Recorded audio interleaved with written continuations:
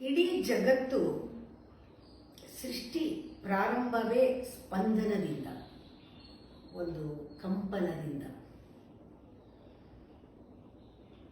ಈ ಕಂಪನ ಇವತ್ತೂ ಆ ರಿದಮ್ ಇದ್ದೇ ಇದೆ. ಇನ್ನರ್ ಥ್ರಾಬಿಂಗ್ ಎಲ್ಲ ವಸ್ತುನಲ್ಲೂ ಆ ಕಂಪನ ನಿಂದೇ ಇಲ್ಲ, ಇದೆ. ಸ್ಪಂದನ ಅಂತ ಹೇಳ್ತಾರೆ. ಚರಾಚರ ಜಗತ್ತನ್ನ ಮೀರಿದ ಒಂದು ಶರೀರವೇ ಆ ಸ್ಪಂದನ ಇರುವಂಥ ಬ್ರಹ್ಮನ ಶರೀರ. ಅವನು ಉಸಿರು ತಗೊಂಡ್ರೆ ಲಯ ಆಗ್ತಾ ಇದೆ ಪ್ರಪಂಚದಲ್ಲಿ. ಅವನು ಉಸಿರು ಬಿಟ್ಟಾಗ ಸೃಷ್ಟಿ ಆಗ್ತಾ ಇದೆ. ಅದು ಯಾವ ರೀತಿ ಆಗ್ತಾ ಇದೆ? ಉಯ್ಯಾಲೆ ಹಾಗೆ. ನಿನ್ನೆ ಅದನ್ನು ನೋಡಿದ್ವಿ. ಉಯ್ಯಾಲೆ ಹಾಗೆ ಆಗ್ತಾ ಇದೆ ಎಲ್ಲ. ತೆರೆ ಅನ್ನೋದು ಏಳತ್ತೆ, ತೊರೆ ಹರಿತಾ ಇದೆ, ತೆರೆ ಕೆಳಗೆ ಹೋಗುತ್ತೆ, ನೆರೆ ಬಂದಾಗ ಮೇಲೆ ಹೋಗುತ್ತೆ. ಇದನ್ನೆಲ್ಲ ನೆನೆ ನೋಡಿದ್ವಿ ನಾವು. ಇವತ್ತು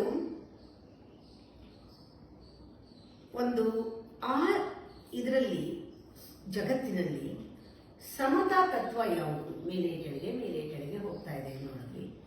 ಸಮತಾ ತತ್ವ ಎಲ್ಲಿದೆ? ನಾವು ಗಮನಿಸಿ ನೋಡೋಣ. ಸೃಷ್ಟಿಯಲ್ಲಿ ಒಬ್ಬ ಇದ್ದಂಗೆ ಇನ್ನೊಬ್ಬ ಇಲ್ಲ ಅನ್ನೋದು ಪರಮ ಸತ್ಯ. ನಾವು ಒಪ್ಕೋಬೇಕು. Basic truth. ಅದು ಒಪ್ಕೊಂಡ ತಕ್ಷಣ ನಾವು ಹೋಲಿಸುವುದನ್ನು ಸ್ಟಾಪ್ ಮಾಡ್ತೀವಿ, ನಿಲ್ಲಿಸ್ತೀವಿ. ಆದಷ್ಟು ಹೋಲಿಸಲ್ಲ. ಕೆಲವು ಸತಿ ಚತುರೋಪಾಯದಲ್ಲಿ ನೋಡಿ ಇವ್ರಿಗಿಂತ ನೀವು ಚೆನ್ನಾಗಿ ಮಾಡಬೇಕು ಅಂತ ಹೋಲಿಸಬಹುದು. ಅದು ಚತುರೋಪಾಯ ಅಷ್ಟೇ. ಆದರೆ ನಿಜವಾಗ್ಲೂ ಹೋಲಿಕೆ ಸಾಧ್ಯ ಇಲ್ಲ. ಸಮವಿಲ್ಲ ಸೃಷ್ಟಿಯಲ್ಲಿ. ಒಂದು ನರನಂತೆ ಇನ್ನೊಂದು ನರ ಇಲ್ಲ. ಯಾಕೆ? ಎಲ್ಲಿಗೆ ನೋಡಿ, ಒಂದು ಎಲೆ ಇದ್ದಂಗೆ ಇನ್ನೊಂದು ಎಲೆ ಇಲ್ಲ ಸೃಷ್ಟಿನಲ್ಲಿ. ನೀನು ಪ್ರತಿಯೊಂದು ಯಾತಕ್ಕೆ ಹಂಗಾಗಿದೆ? ಅವ್ರವ್ರ ಕರ್ಮ. ಯಾಕೆ ಹಿಂಗೆ ಕೇಳೋ ಹಂಗಿಲ್ಲ. ಯಾಕೆ ಇವ್ರಿಗೆ ಸಿಗ್ತಾ ಇದೆ, ನಮಗೆ ಸಿಗ್ತಾ ಇಲ್ಲ? ನೀನು ಕೇಳೋ ಹಂಗಿಲ್ಲ. ಯಾಕೆ ಇವ್ರು ಆರೋಗ್ಯವಾಗಿದ್ದಾರೆ, ಇವ್ರು ಆರೋಗ್ಯವಾಗಿಲ್ಲ? ಕೇಳೋ ಹಾಗಿಲ್ಲ. ಅವ್ರ ಕರ್ಮ. ಅವರು ನೀನೇನು ಕರ್ಮ ಮಾಡಿದ್ದೆ ಅದು ಪರಿಣಾಮವನ್ನ ಅನುಭವಿಸ್ತಾ ಇದೀಯಾ? ಅದರಿಂದ ಪ್ರಕೃತಿ ಕ್ಷಮಿಸಲ್ಲ. ಯಾಕೆ ಅಂದ್ರೆ ನಾವು ಮಾಡಿದ ಕರ್ಮದ ಫಲ ನಾವು ತಿಂತಾ ಇದ್ವಿ. ಪಾಪ ಅವಳೇನು ಮಾಡ್ತಾಳೆ, ನಾವು ಅದನ್ನು ಒಪ್ಕೋಬೇಕು. ಯಾರ ಜೊತೆನೂ ಕಾಂಪಿಟೇಷನ್ ಮಾಡಬಾರ್ದು, ಮತ್ತೆ ಅದನ್ನ ನೋಡಿ ಅಸಹನೇನೂ ಪಡಬಾರ್ದು. ಎರಡನೇದು, ನನ್ನ ಕರ್ಮ ನಾ ಮಾಡಿದ್ರಿಂದ ಈ ಪರಿಣಾಮ ಇದೆ. ನಾನು ಇವತ್ತಾದ್ರೂ ಒಳ್ಳೆ ಕರ್ಮ ಮಾಡಿ ಒಳ್ಳೆ ಫಲಕ್ಕೆ ಹೋಗೋಣ. ಪ್ರಕೃತಿಗೂ ಆ ತಾಯಿನೂ ಏನೂ ಮಾಡಕ್ ಸಾಧ್ಯ ಇಲ್ಲ. ಕ್ಷಮೆ ಕೊಡಕ್ ಸಾಧ್ಯ ಇಲ್ಲ. ಅವಳು ಕರ್ಮದಂತೆ ಫಲ.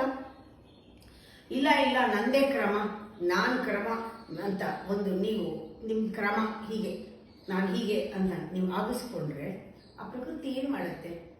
ನನ್ನ ಕರ್ಮದಲ್ಲಿ ಯಾರಿಗೋ ಸೇವೆ ಮಾಡ್ಬೇಕಾದ್ ಬರುತ್ತೆ, ಅತ್ತೆಗೆ ಮಾಡ್ಬೇಕಾದ್ ಬರುತ್ತೆ. ಇಲ್ಲ ನಾ ಮಾಡಲ್ಲ, ಅವಳ ಮನೆಯಿಂದ ಆಚೆ ಹಾಕ್ತೀನಿ ಅಂದ್ವಿ. ಇದು ಅಹಂಕಾರದಿಂದ ನಾವು ಅದನ್ನು ಮಾಡದೇ ಇರ್ಬೋದು. ಅವಳೇನು ಮಾಡ್ತಾಳೆ? ಅವಳ ಜೊತೆ ಪ್ರತಿಸ್ಪರ್ಧಿಯ ಅವಳು ನಮ್ಗೆ ನಿಂತ್ಕೊಳ್ತಾಳೆ. ಹೀಗೆ ಮಾಡ್ತೀಯ ನೀನು, ನಿನ್ನ ಕರ್ಮ ನಾನು ಇದ್ದೀನಲ್ವಾ, ನೋಡ್ಕೋತೀನಿ ನಾನು ಅಂತ ಅವಳು ನಮ್ಮ ಜೊತೆ ಸ್ಪರ್ಧೆ ಮಾಡ್ತಾಳೆ. ಅದಕ್ಕೆ ಪ್ರಸ್ಪರ್ಧಿ ಅವಳು ಅಂತ ಹೇಳ್ತಾರೆ. ಸಮವಿಲ್ಲ ಸೃಷ್ಟಿಯಲ್ಲಿ ನರನಂತೆ ನರನಿಲ್ಲ. ಕ್ಷಮೆಯೂ ಅವಳೊಳಗಿಲ್ಲ. ಕರ್ಮದಂತೆ ಫಲ. ಕ್ರಮವೊಂದ ನೀವಾಗಿಸಿರಿ ನೋಡ್ಪೆ ನಾನೆನ್ನುತ್ತೆ. ಈ ಕ್ರಮ ಮಾಡ್ಕೋ, ನಾನು ನೋಡ್ಕೋತೀನಿ. ನಿನ್ ಕ್ರಮದಂತೆ ನೀ ನಡೆದ್ರೆ ನೋಡ್ಪೆ ನಾನೆನ್ನುತ್ತೆ. ನಮಗವಳ್ ಪ್ರಸ್ಪರ್ಧಿ ಮಂಕುತಿಮ್ಮ. ಆ ಕಾಂಪಿಟೇಷನ್ ಅಲ್ಲಿ ನಮಗೆ ಸ್ಪರ್ಧೆಗೆ ನಿಂತ್ಕೊಂಡು ನಾವು ಅನುಭವಿಸೋ ಹಾಗೆ ಮಾಡ್ತಾಳೆ. ಇದು ಎಲ್ಲಿದೆ ಸಮತಾ ತತ್ವ, ಸಮಾನ ತತ್ವ? ಇಲ್ಲಿ ನಾವು ಮಾಡಿದ್ದನ್ನ ತಿನ್ನಲೇಬೇಕು. ನಾವು ಪ್ರತಿ ಒಂದು ಸತಿನೂ ಕೂಡ ಗಮನಿಸಿ ನೋಡ್ಕೋಬೇಕು. ಒಂದು 5 ನಿಮಿಷ ನಿಮ್ಮ ಕೈನ ನಿಮ್ಮ ಮುಂದೆ ಇಟ್ಕೊಂಡು ನೋಡ್ಕೊಳ್ಳಿ. ನೋಡು ನಿನ್ನ ಕೈನ, ನಿನ್ನ ಬೆರಳುಗಳು ನೋಡು. ಒಂದಿದ್ದಾಗ ಒಂದಿದ್ಯಾ? ಇಲ್ಲ. ನಾವು ಕ್ವಶನ್ ಮಾಡೋಕ್ಕಾಗತ್ತಾ? ಯಾಕೆ ಒಂದೇ ಇಲ್ಲ, ಇದು ಒಂದೇ ಸಮ ಇದ್ದಿದ್ರೆ ಅಂತ? ಇದ್ದಿದ್ರೆ ಕಲ್ಪಿಸ್ಕೋ. ನೀ ಏನಾದ್ರೂ ಹಿಡಿಯಕ್ಕಾಗ್ತಿತ್ತ? ಯಾವ ವಸ್ತುನು ನಿನ್ನ ಕೈ ಹಿಡಿಯಕ್ಕಾಗ್ತಾನೆ ಇರಲಿಲ್ಲ. ಇದು ಕರದ ಧರ್ಮ. ಹೀಗೆ ಒಂದೊಂದು ಅವಯವಕ್ಕೂ ಒಂದೊಂದು ಇಂಚಿಂಚು ಗಮನಿಸಿದ್ರೆ ಪರ್ಫೆಕ್ಟ್ ಆಗಿದೆ ಕ್ರಿಯೇಷನ್ ಅಲ್ಲಿ. ಇದು ಹೆಚ್ಚು ಕಮ್ಮಿ ಇರೋದೇನೆ ಸಹಜ, ಅದು ಉಚಿತ, ಹಾಗಿರ್ಲೇಬೇಕು, ಅಂದ್ರೆ ಹಿಡಿಯಕ್ಕಾಗಲ್ಲ. ಎಲ್ಲ ಉದ್ದ ಇದ್ದಂಗೆ ನೋಡ್ಕೋ, ಏನಾದ್ರೂ ಹಿಡಿಯಕ್ಕಾಗತ್ತಾ ಅಂತ. ಅದು ಸರಿನಾ? ಇಲ್ಲ, ಅವನು ಮಾಡಿದ್ದು ಆ ಪ್ರಕೃತಿನಲ್ಲಿ ಯಾವ ತರ ಸೃಷ್ಟಿ ಮಾಡಿದೆ. ಒಬ್ಬೊಬ್ಬರು ಕರ್ಮದ ಮೇಲೆ ಬೇರೆ ಬೇರೆ ತರಹ, ಬೆರಳು ಬೇರೆ ಬೇರೆ ತರ ಇರೋ ಹಾಗೆ ಅಲ್ವಾ. ಇದನ್ನ ನಾವು ನೋಡಿದಾಗ ಹೌದಲ್ವಾ ಅನ್ಸುತ್ತೆ. ಬೆರಳುಗಳ ನೋಡು, ಅವುಗಳ ಒಂದರಂತೊಂದಿಲ್ಲ. ಕರಧರ್ಮ ಉಚಿತವಾ ಹೆಚ್ಚು ಕಡಿಮೆಗಳು. ಹೆಚ್ಚು ಕಡಿಮೆ ಕರ್ಮಧರ್ಮಕ್ಕೆ ಉಚಿತ. ಉರುಳ ಪಿಡಿಯುವೆ ವಸ್ತುಗಳನ್ನ ಹಿಡಿಯಕ್ಕಾಗತ್ತೆ. ಬೆರಳುಗಳು ಒಂದು ಉದ್ದ ಮೀರೆ ಇಲ್ಲ. ಸರಿಯಾಗುವುದು ಕಾರ್ಯದಲ್ಲಿ ಮಂಕುತಿಮ್ಮ. ಅದು ಕರೆಕ್ಟ್ ಆಗಿದೆ, ಪರ್ಫೆಕ್ಟ್ ಆಗಿದೆ ಕಾರ್ಯದಲ್ಲಿ. ಮನುಷ್ಯನ ಒಂದು ವಿವೇಕ ಏನು ಮಾಡಬೇಕು? ವಿವೇಕದಲ್ಲಿ ಮಾತ್ರ ಎರಡನ್ನು, ಹೌದು ಇದು ಹೀಗಿದೆ, ಇದು ಹೀಗಿದೆ, ಎರಡನ್ನು ನೋಡೋದು. ಅಂದ್ರೆ ಅಸಮದಲ್ಲಿ ಸಮತೆಯನ್ನು, ಅಸಮದಲ್ಲಿ ಸಮತೆಯನ್ನು ನೋಡೋದು.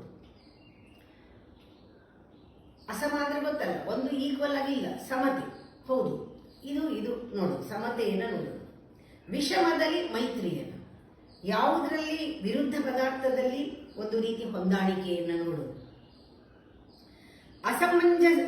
ಅಸಮಂಜಸದಿ ಸಮನ್ವಯವನ್ನು, ಅಂದ್ರೆ ಸೂಕ್ತವಾಗಿರುವುದು ಮತ್ತೆ ಸೂಕ್ತವಿಲ್ಲದೆ ಇರೋದ್ರಲ್ಲಿ ಒಂದು ಪ್ರಾಮಾಣಿಕವಾಗಿರೋದು, ಒಂದು ಪ್ರಾಮಾಣಿಕವಾಗಿಲ್ಲದೆ ಇರೋದು, ಅದರಲ್ಲಿ ಒಂದು ಸಮನ್ವಯ ಸೂತ್ರವನ್ನು ನಾವು ನೋಡ್ತಾ ಬರಬೇಕು.